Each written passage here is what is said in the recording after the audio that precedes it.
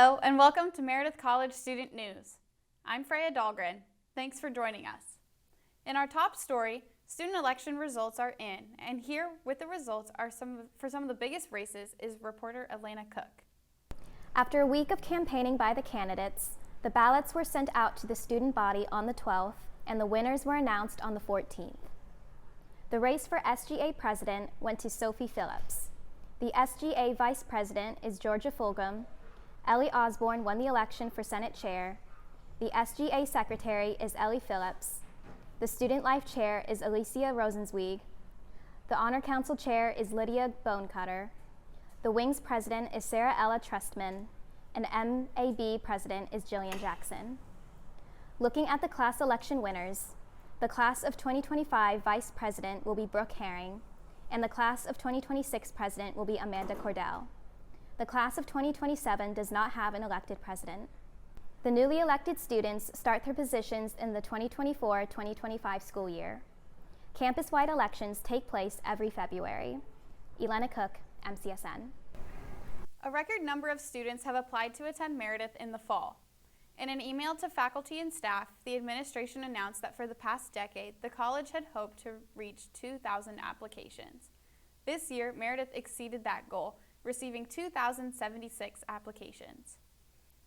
Many students rely on financial aid to be able to go to college, and colleges rely on information from the FAFSA form to decide how much financial aid to give their students. But changes to the form are causing some delays. Reporter Jocelyn Caius tells us what this means for Meredith students. If you want to be considered for financial aid, you have to fill out a FAFSA form through the Department of Education.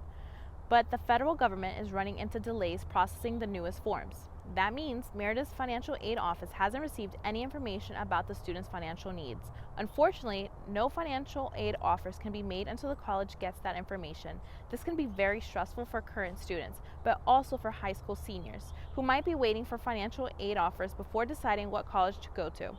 Right now, all colleges are facing the same situation. The Department of Education says they hope to send Meredith and other colleges the information by mid-March. Jocelyn Caius, MCSN. The safety of Meredith is one thing many students say they love about the college. But, as reporter Mariella Nugent tells us, recent events have some students feeling a little nervous.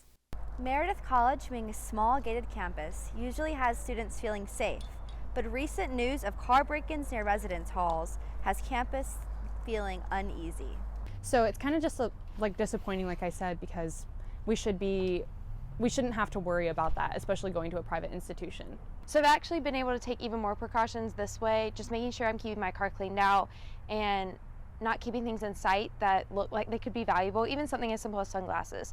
Meredith Police Chief Al White says students need to lock their cars and not leave valuables inside. He told us that in one of the break-ins, the student left a laptop in the car and a wallet on the seat next to it. They have no leads onto who is responsible for the incidents. Mariella Nugent, MCSN. Students in one residence hall on campus have been dealing with frequent breakdowns of the only elevator in their building. Reporter Kat Whetstone has the story. Recently, Brewer Residence Hall experienced a breakdown of the hall's only elevator. The elevator is the only elevator in both the Brewer and Faircloth residence halls, both of which are largely freshman living areas. And this isn't the first time. The elevator's breakdowns were well documented last school year, especially by Meredith students with disabilities who shared concerns surrounding accessibility. We reached out to Facility Services, and Representative Patty Blackwell told us that a modernization of the elevator was completed over the summer. When the Brewer elevator was recently out of service, our contractor was contacted quickly, and the elevator is currently in service. If you have any concerns surrounding campus accessibility, you should contact Facility Services or Campus Police. Kat Whetstone, MCSN. Meredith students have been hearing her name a lot this year. Alice. The much-anticipated show opened to big crowds, and reporter Grace Dunn is here to tell us more about it. For the past 100 years, the Meredith community has had the chance to experience the faculty-led performance of Alice in Wonderland. This show happens only once every 4 years, so students know it's a must-see performance. Some students were hopping in line outside of Jones starting at 6 a.m. to get the best seats. The audience packed Jones Auditorium for all 3 shows and the Thursday night dress rehearsal.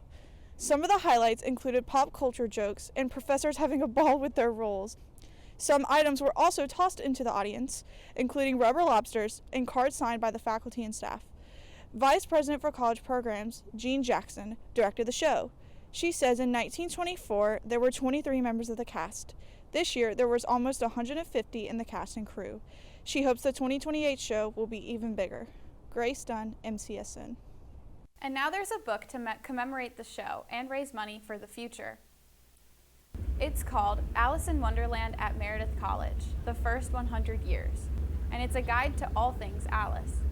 The book will feature photographs from the show over the years. The cost is $25, and you can find out more about it at the student store. Proceeds will help support future Alice productions. Now is the time of year that many students are looking for summer internships, and seniors are looking for jobs. Meredith students can join NC State students at an upcoming career fair. Reporter Haley McNeil has the details. NC State's Colleges of Humanities and Social Sciences is holding a career fair, and Meredith students are invited. The event will take place on February 28th from 1 to 4 p.m. at the Tally Student Union. Some of the employers attending the event include Bright Horizons, the U.S. Department of State, the YMCA, and Health Connect America. These employers are looking for interns as well as part-time and full-time employees. And to make sure Meredith students can attend, Meredith will be offering bus service to the event. The Meredith buses will leave from Jones Chapel at 3 different times, 12:45, 1:45, and 2:45. To learn more about the fair, you can visit the Career Development Center on NC State's website. Haley McNeil, MCSN. Turning now to the world of entertainment, reporter Sophie Ezzedine joins us with some movies and shows we should be keeping an eye on. February 11th saw a busy day of upcoming film trailers and teasers. During Super Bowl commercial breaks, we saw several movie announcements including Inside Out 2 releasing June 14th, Twister, an updated sequel to the 1996 movie of the same name, slated to release July 19th, and part 1 of the fan-awaited live-action Wicked dropping November 27th. Let's take a look at some of our upcoming weekend events. The North Carolina Museum of Natural Science is hosting an Adults Night, Taylor's version, this Friday, the 23rd.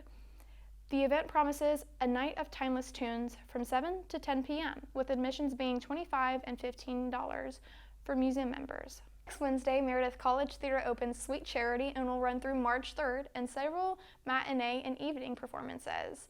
While we're on the topic of theater, Raleigh Little Theater announces their 2024-2025 production season on Tuesday, February 27th. DPAC is also slated to announce their 2024 to 2025 season within the next few days as well. Lastly, of course, we have to acknowledge 3 major stars who will be taking a pit stop here in Raleigh next week. Pitbull, Enrique Iglesias, and Ricky Martin will all be at the PNC Arena on Thursday, February 29th as part of their North American Trilogy Tour. And just recently announced, Jennifer Lopez is also stopping in Raleigh. She'll be at PNC Arena on August 24th. Tickets go on sale tomorrow. And with that, we finish up this week's entertainment. Sophie Ezzedine, MCSN Entertainment. Thanks, Sophie. And now let's take a look at the latest in Avenging Angels athletics. Sports reporter Piper Carrier fills us in. Fall sports are wrapping up, and the Avenging Angels are headed into conference tournament action. Last week, the basketball team went 1-1 with a loss to William Peace University and a win over Mary Baldwin University on Senior Day. The team celebrated 4 seniors, Danica Ray, Bree Jones, Deja Morgan, and myself, Piper Carrier. The team secured a 68-62 victory over Mary Baldwin, and they now go into the conference tournament where they will be the number 7 or 8 seed, and they will play the number 1 or the number 2 seed. The indoor track and field team will wrap up their season this weekend at the USA South Indoor Track and Field Conference Championship.